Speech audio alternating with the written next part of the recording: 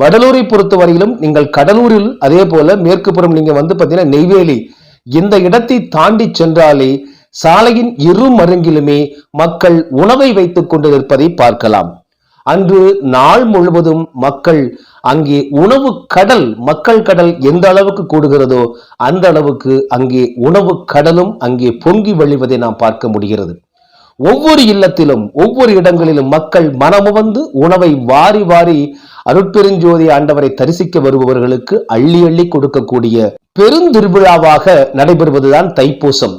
அப்படிப்பட்ட தைப்பூசத்தின் போது அங்கே ஏற்கனவே அங்கு கூடுகின்ற மக்களுக்கு இடம் போதாத நிலையில் தற்பொழுது வள்ளலார் 200 என்ற பெயரில் 52 வாரங்கள் பல்வேறு நிகழ்ச்சிகளை நடத்திய தமிழ்நாடு அரசு தற்பொழுது அங்கே 100 கோடி ரூபாய் மதிப்பீட்டில் அந்த இடத்தில் வள்ளலார் இன்டர்நேஷனல் சென்டர், அதாவது வள்ளலார் சர்வதேச மையம் அமைக்கப் போவதாக அறிவித்து அந்த காலி இடம் முழுவதுமே கட்டடங்களும் கான்கிரீட் கட்டுமானங்களும் புல்தரைகளும் ஏற்படுத்துவதற்காக திட்டமிட்டிருக்கிறது.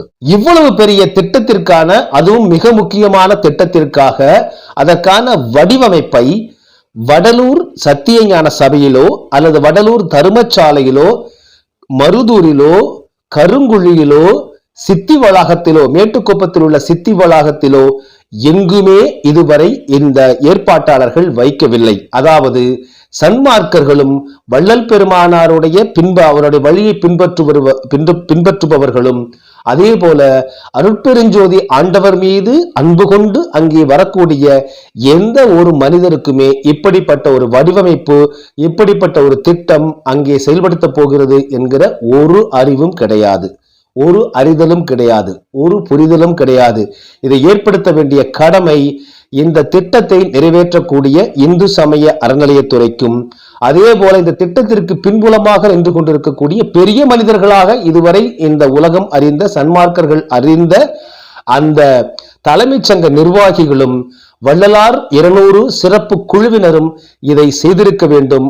வள்ளலார் சர்வதேச மையம் என்று இவர்கள் அமைக்கப் போவதாக கூறக்கூடிய அந்த கட்டுமானம் வந்து பாத்தீங்கன்னா ஒட்டுமொத்தமாக அந்த ஞான சபையை சுற்றி உள்ள காலியிடம் அத்தனையும் கிட்டத்தட்ட 70 to 80 ஏக்கர் நிலத்தையும் ஆக்கிரமித்து முழுமையாக கட்டக்கூடிய கட்டுமானம் தான்.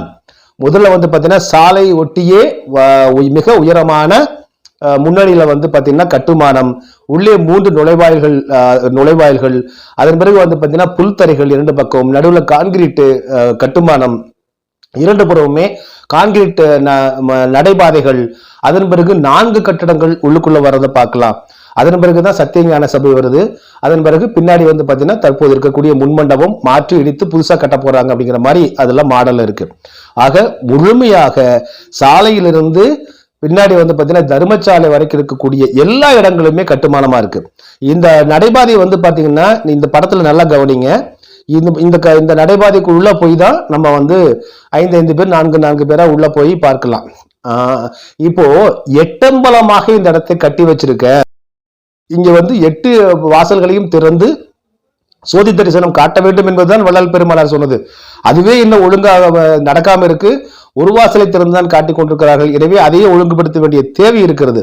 இதையெல்லாம் செய்ய வேண்டியதுதான் சன்மார்க்கிய மூத்த சன்மார்க்களை எல்லாம் அழைத்து ஆலோசனை கேட்டு வள்ளல் பெருமானார் கூறியது போல சன்மார்க்க நெறிமுறைப்படி அங்கே வழிபாடுகள் நடத்த வேண்டும் அப்படிங்கிறதுதான் முதல் தேவையா இருக்கு. இந்த கட்டுமானத்தை நீங்கள் உற்று நோக்கினால் இது வந்து பாத்தீங்கன்னா ஒரு மலம்புலா டேம்லயோ இல்லது வந்து பாத்தீங்கன்னா இன்னொரு வந்து மேட்டூர் டேம்லயோ டேம்களில் கட்டக்கூடிய ஒரு சுற்றுலா தலம் போலத்தான் இவர்கள் வந்து கட்டமைச்சிருக்காங்கன்னு பார்க்கிறோம். இது சத்திய ஞான சபைக்கு பொருத்தமான முதல் கட்டுமானமா ஏற்பாடாது? மனசாட்சி வேண்டாமா? இதைத்தான் இவர்கள் அங்கே செய்ய போறாங்க. கேட்டா நாங்க சின்னதா கட்டடம் கட்ட போறோம்ன்றாங்க. ஆனால் முழுமையாக அந்த இடத்தை ஆக்கிரமிக்க போகிறார்கள். ஏழை எளிய மக்கள் அங்கே சென்று அவர்கள் எல்லாம் உணவை பெற்று உண்ண முடியுமா என்பதற்கு எந்த விளக்கமும் கிடையாது.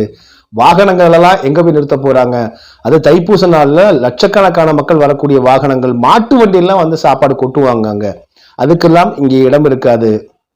இது பூரா ஆக்கிரமித்து விட்டு ஒரு கண்காட்சி கூடமாக சுற்றுலா தலம் போல ஏதோ ஒரு டேம்ல கட்டக்கூடிய அல்லது வந்து இந்த சென்னையில கட்டக்கூடிய மேல்பூச்சு உதட்டு சாயம் போன்ற ஒரு ஏற்பாடாகத்தான் இதை செய்திருக்கிறார்கள்.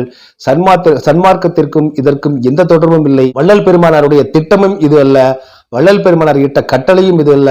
அருட்பெருஞ்சோதி ஆண்டவருக்கு, அவருடைய விருப்பத்திற்கு, அவருடைய கட்டளைக்கு நேர் எதிரான செயல்பாடாகத்தான் இவை இருக்கின்றன. எனவேதான் இந்த கட்டுமானங்கள் எல்லாம் தயவு செய்து நீங்கள் வேறங்காத 100 ஏக்கர்ல 500 ஏக்கர்ல கட்டிட்டு போங்க.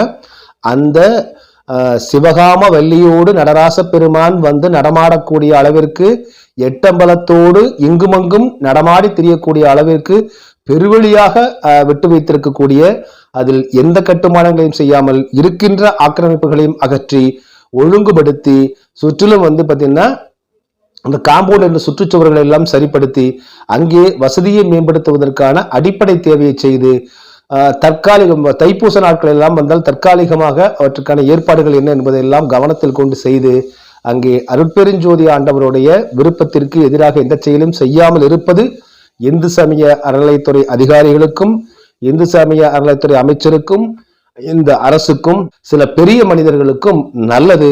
ஏனென்றால் இதில் சன்மார்க்கத்தை பற்றி அறிந்த கொஞ்சம் நெஞ்ச பேராவது உள்ள இருப்பாங்க. அவர்கள் மனசாட்சியோடு பாருங்க, இந்த திட்டத்தை அங்கே அமல்படுத்தினால் அது சுற்றுலா தலமாகத்தான் இருக்குமே தவிர அருட்பெருஞ்சோதி ஆண்டவருடைய சத்திய ஞான சபையாகவோ சத்திய தர்மசாலையாகவோ இருக்காது. டிஎன்டிவி தமிழ் ஊடகம், தனித்துவமான தமிழ் ஊடகம்.